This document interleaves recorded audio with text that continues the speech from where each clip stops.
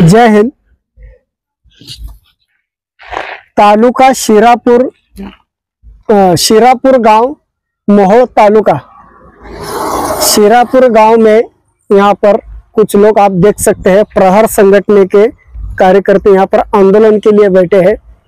आंदोलन को बैठने की वजह यह है कि यहाँ पर एक हॉस्पिटल है, सरकारी हॉस्पिटल है। आरोग्य हॉस्पिटलचं नाव काय सर?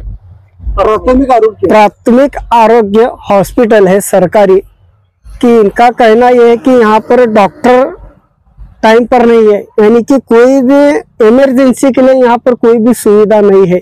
तो आइए हम इनसे जानते हैं हकीकत क्या है। थोड़ा सा आगे आइए कैमरामैन, बोलिए सर।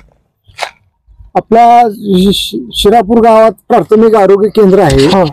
ह्या इथं डॉक्टर वेळेवर येत नाहीत पहिली गोष्ट, परंतु इथं कोट्यावधी रुपये खर्च करून क्वार्टर बनलेत। इथं राहायला एक माणूस फक्त आहे। क्लार्क यांचा 15 दिवसातनं 8 दिवसातनं एकदा येतो, परंतु इथं 15 गावचे पेशंट येतात। जवळजवळ इथं ओपीडी 100 ते 150 लोकांची ओपीडी होती। डॉक्टर नसल्यामुळे एकही पेशंट 15 गावातला येत नाही इथं। आणि 9 लोकांचा टॉप आहे, 2 लोक इथं कामावर असतात, बाकीची सर्व गायब असतात। आमची मागणी हीच आहे, आम्हाला परमनंट डॉक्टर पाहिजे। आणि इथं जेवढा टॉप आहे तिथं सर्व राहायला पाहिजे। इथं कोट्यावधी रुपयाचं खर्चून सरकारने बांधलेलं आहे।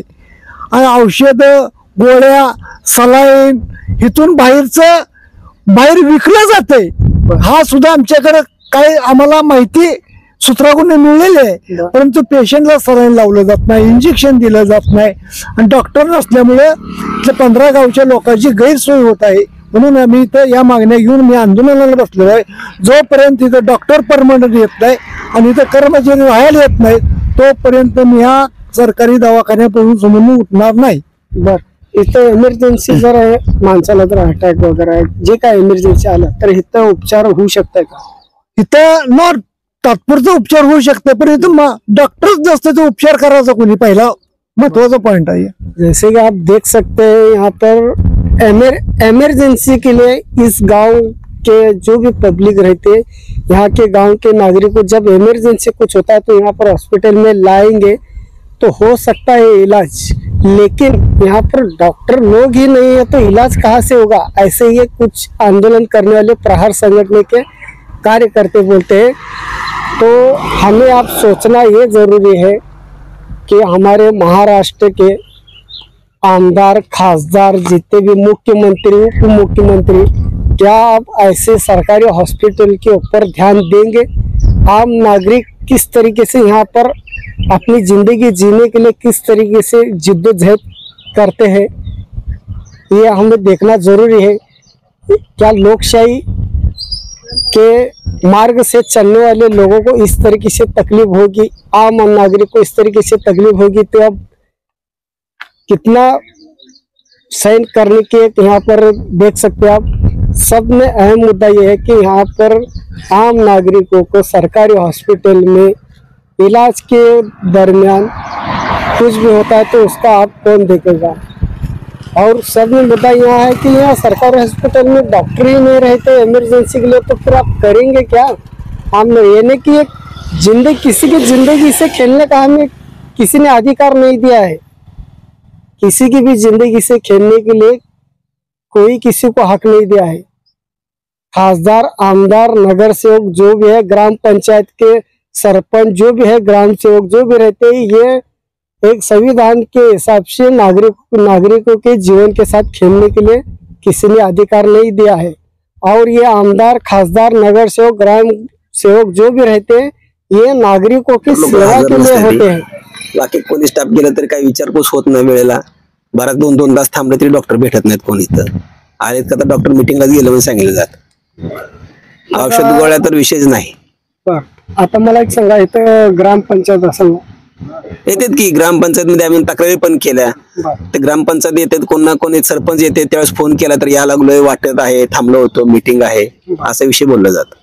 आपण प्रहार संघटनेचे अध्यक्ष आहे, जिल्हा उपाध्यक्ष आहे, तर आपण ह्या आंदोलन तुमचे बरेच काही आंदोलन बघितलेले आहेत मी, आणि काही बातम्या आपल्या चॅनलवर लावलेल्या पण आहेत, पण काही बातम्या राहिल्या असतील त्यापासून ऑन कॅमेरा मी माफी मागतो, कारण लोड असल्यामुळे. तर बरेच काही तुमच्या बातम्या दाखवले. एक तुम्ही एवढ्या तळागाळामधून काम करता, तर तुम्हाला काय वाटतं हे राजकीय दबाव आहे, एक सामान्य नागरिकाला न्याय देण्यासाठी किती झटपट करावं लागतं? हे राजकीय जे मोठमोठे नेते लोक आहेत हे कशासाठी आहेत? हे मुख्यमंत्री, उपमुख्यमंत्री, आरोग्यमंत्री फक्त स्टेजवर नुसत्या गप्पा मारतात, फक्त कागदावर जार असते त्यांचा, अंमलात काय येत नाही. आणि सामान्य जनतेला मृत्यूशी झुंज द्यावं लागते.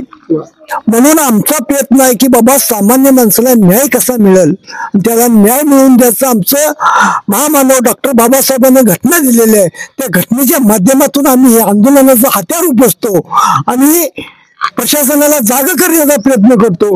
आणि तुम्ही सुद्धा आमची बातमी ही आरोग्यमंत्र्यापुढे जावी, आरोग्यमंत्र्यांची खुर्ची हलावी हे आमचं म्हणणं आहे. आणि सामान्य माणसाला न्याय मिळावा एवढीच आमची इच्छा असते. फक्त हे मंत्री लोक फक्त नुसतं स्टेजवर बोलतात, आम्ही आरोग्यासाठी हे दिलं. शिंदे साहेब मुख्यमंत्री होते तेव्हा काय म्हणायचे, मी सर्वसामान्याचा मुख्यमंत्री. पण सर्वसामान्याच्या जीवावर भेटलेले मुख्यमंत्री म्हणावं लागल. फडणवीस साहेब मी फक्त नुसत्या गप्पा आणतात, काही काम करत नाहीत, जनतेच्या हिताचं काम कुठलंच करत नाही, हे आमचा त्यांच्यावर आरोप आहे. देख सकते हैं आप यहाँ पर प्रहार संगठन के उपाध्यक्ष शिरापुर के यहाँ पर आंदोलन में बैठे हुए. सरकारी हॉस्पिटल में यहाँ पर कोई भी डॉक्टर अवेलेबल नहीं रहता, उपचार सही तरीके से नहीं होता है.